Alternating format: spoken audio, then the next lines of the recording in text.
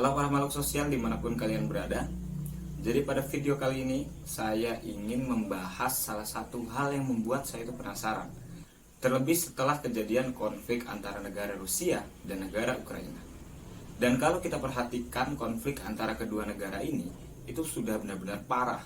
Karena sudah melibatkan kekuatan militer dari masing-masing negara. Yang mana hal tersebut diawali dengan perintah Presiden Putin yang mengerahkan pasukan militer Rusia untuk mengekspansi negara Ukraina. Nah, karena konfliknya sudah melibatkan kekuatan militer, sehingga di luar sana itu banyak media-media yang membahas tentang salah satu senjata militer yang berkaitan dengan perang. Dan senjata itu juga bisa menjadi tolak ukur kekuatan suatu negara khususnya di bidang militernya. Karena senjata itu benar-benar memiliki daya hancur yang sangat dahsyat. Maka kalau suatu negara memiliki senjata ini, itu persepsi yang ada di tengah-tengah kita itu pokoknya negara tersebut mengerikan kalau dilawan. Kira-kira kalian tahu nggak sih apa senjata itu? Jadi nama senjata itu adalah bom nuklir.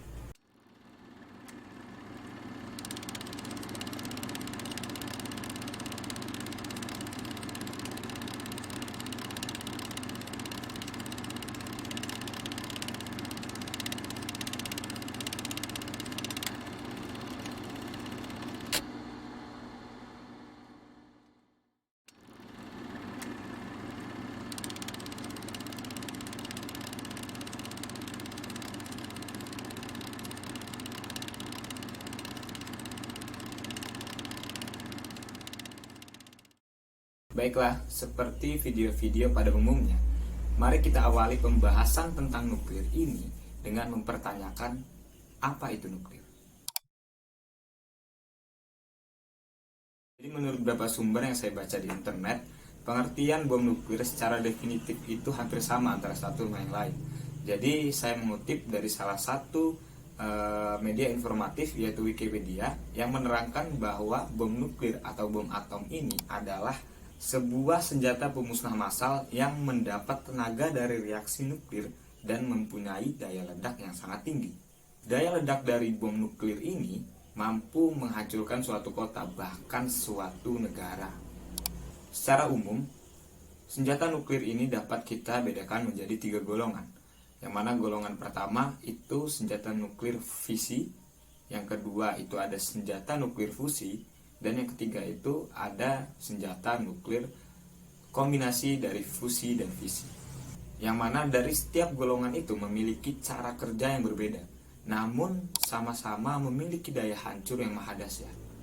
Nah, ada salah satu peristiwa bersejarah yang bisa memberikan kita gambaran bagaimana dahsyatnya ledakan dari bom nuklir ini.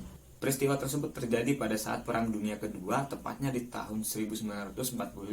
Pada saat itu, negara Amerika Serikat melancarkan serangan ke negara Jepang yang berlokasi di kota Hiroshima dan Nagasaki dengan cara menggunakan bom atom yang diluncurkan melalui udara.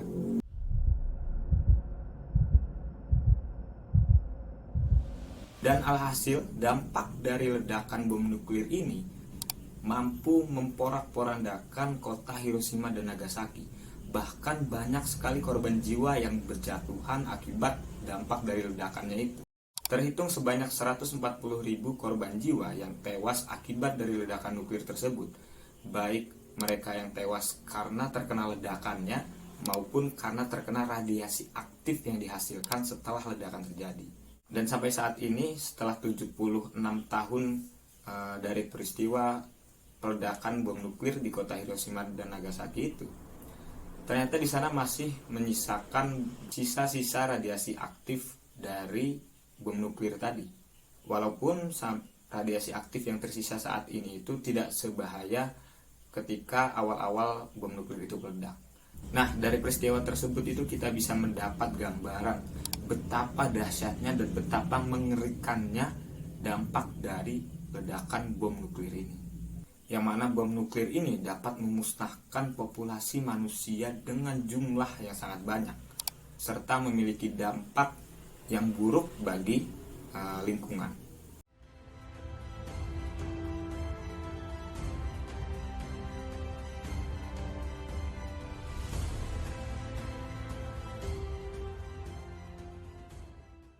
Setelah kita mengetahui apa itu nuklir, pasti kita bertanya-tanya, siapa sih orang atau negara yang menciptakan senjata yang mengerikan ini?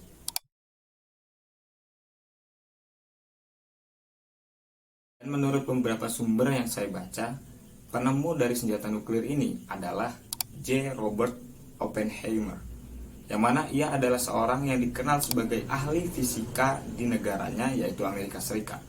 Penemuan atau pembuatan nuklir ini pertama kali dilakukan ketika Perang Dunia Kedua oleh Amerika Serikat. Jadi Amerika Serikat ini membangun suatu proyek yang dinamakan The Manhattan Project. Yang mana proyek ini itu adalah proyek yang dikhususkan untuk mengembangkan serta menciptakan bom nuklir.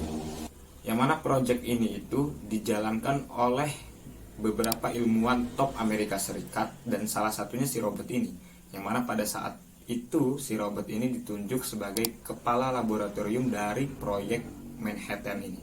Dan proyek ini itu dibuat secara diam-diam oleh Amerika Serikat agar nggak ketahuan sama para musuhnya. Dan ternyata proyek ini tuh adalah bentuk tindak lanjut dari surat yang diberikan oleh ilmuwan Yahudi, yaitu Albert Einstein, kepada Presiden Amerika Serikat Franklin Roosevelt. Surat tersebut berisi kekhawatiran Einstein terhadap para ilmuwan asal Jerman yang pada saat itu di bawah rezim Adolf Hitler yang telah berhasil membelah atom uranium, yang artinya dengan selangkah lagi para ilmuwan asal Jerman ini dapat memperoleh yang namanya bom nuklir. Jadi dari situ Einstein ini khawatir jika bom nuklir telah ditemukan oleh para ilmuwan Jerman, maka akan berdampak buruk bagi Amerika Serikat itu sendiri. Barulah setelah itu dibangunlah proyek ini oleh Amerika Serikat secara diam-diam pada saat Perang Dunia Kedua. Dan setelah proyek ini selesai atau para ilmuwan asal Amerika ini telah berhasil menciptakan yang namanya bom nuklir, maka langkah selanjutnya yang mereka lakukan adalah menggunakan alat tersebut.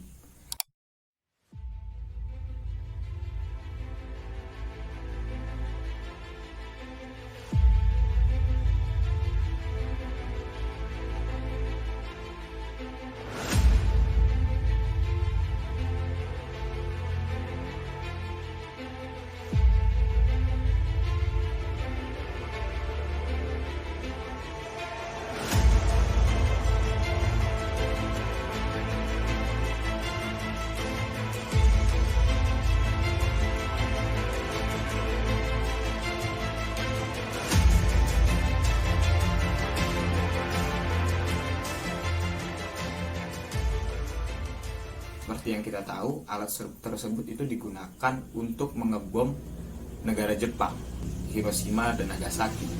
Dan alhasil negara Jepang pun menyerah kepada Amerika Serikat setelah pelancaran bom nuklir yang kedua. Namun teman-teman, ada suatu hal yang menarik dari para ilmuwan Amerika Serikat yang berhasil mengembangkan bom nuklir ini, yang mana mereka itu menyesali penemuannya. Ya salah satunya ya Robert itu tadi. Mereka mulai mempertanyakan apa yang telah mereka lakukan. Terlebih setelah mereka mendengar rincian berita dari dampak mengerikan akibat ledakan dari bom atom yang mereka ciptakan.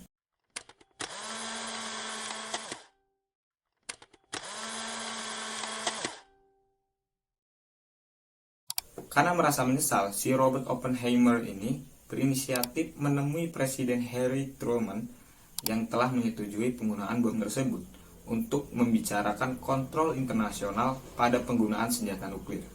Lalu setelah itu Robert Oppenheimer ini mulai bekerja di Komisi Energi Atom Amerika Serikat untuk mengontrol penggunaan senjata nuklir ini untuk menebus kesalahannya. Namun pada tahun 1949, ketika Presiden Truman ini mendatangi komisi untuk membicarakan pembuatan bom hidrogen, Robert Oppenheimer ini langsung menentang sang presiden, yang mana akibat penentangannya ini mengakibatkan karir si Robert ini menjadi hangus atau dinonaktifkan, baik dari tempat dia bekerja maupun namanya sebagai fisikawan. Nah, kalian kira-kira penasaran gak sih negara mana sajakah yang memiliki senjata yang mengerikan ini? Dilansir oleh Arms Control Association dan Statistika.com, jumlah senjata nuklir di dunia itu berkisar 19.080 buah. yang mana 90% dari nuklir di dunia ini dimiliki oleh negara Rusia dan Amerika Serikat. Dan terhitung ada 9 negara yang memiliki senjata nuklir yang sangat banyak. Peringkat pertama itu diduduki oleh negara Rusia dengan jumlah nuklir yang dimiliki yaitu sebesar 6.257 buah. Dan peringkat kedua itu diduduki oleh Amerika Serikat dengan jumlah nuklir sekitar 5.550. Lalu peringkat ketiga itu ada Cina, yang mana jumlah nuklir yang dimiliki adalah berkisar 350. Lalu peringkat keempat ada Perancis dengan jumlah nuklir 290. Yang kelima ada Inggris dengan jumlah nuklir 225. Yang keenam ada Pakistan dengan jumlah 165. Yang ketujuh ada India dengan jumlah 156. Yang ke-8 ada Israel dengan jumlah 90. Dan yang ke-9 ada Korea Utara dengan jumlah 40-50 tenaga nuklir. Nah, itu tadi pembahasan tentang bom yang sangat mengerikan di dunia ini, yaitu bom nuklir. Dan sampai saat ini, saking mengerikannya dampak yang bisa diberikan oleh ledakan dari bom nuklir ini, sampai-sampai hukum internasional itu mengatur penggunaannya. Bahkan yang saya tahu, di masa perang pun penggunaan nuklir ini tidak diperbolehkan oleh hukum internasional. Namun ya kemungkinan itu tetap aja ada, apalagi bersangkutan sama perang antara negara satu dengan negara yang lain. Jadi walaupun sudah diatur penggunaannya oleh hukum internasional, tetap saja tidak menutup kemungkinan suatu negara yang memiliki bom nuklir ini akan menggunakannya ketika dalam kondisi-kondisi tertentu seperti perang.